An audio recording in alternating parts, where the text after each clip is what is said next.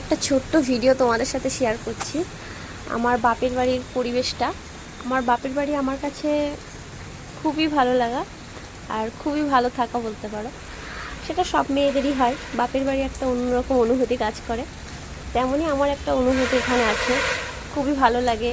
ওখানে হাসি খুশি আনন্দ সবসময় একটা অন্যরকম, মানে কীভাবে যে দিন কেটে যায় নিজেই বুঝতে পারি না। তো তেমনই কিছু কিছু জিনিস আমি তোমাদের সাথে শেয়ার করলাম।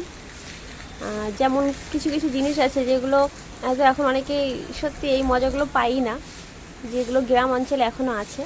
তেমনই কিছু ভিডিও আমি তোমাদেরকে দিলাম, ছোট ছোট করেই দিয়েছি।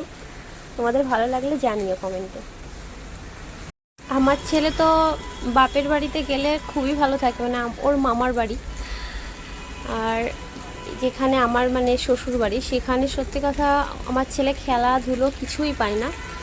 রোডের ওপরেই তো বাড়ি, কিছু মানে খেলাধুলার জায়গা নেই, বাড়িতেও একাই থাকে। এই জন্য ও যখন মামার বাড়িতে যায় ও এতটাই আনন্দ মজাতে থাকে, ওর মানে সারাক্ষণ বাইরে বেরোবো। ওকে একরকম মানে দুপুরবেলা তালা দিয়ে ঘরের মধ্যে রাখি। আর ওখানে আমার তো কথা বুঝতেই পারছো।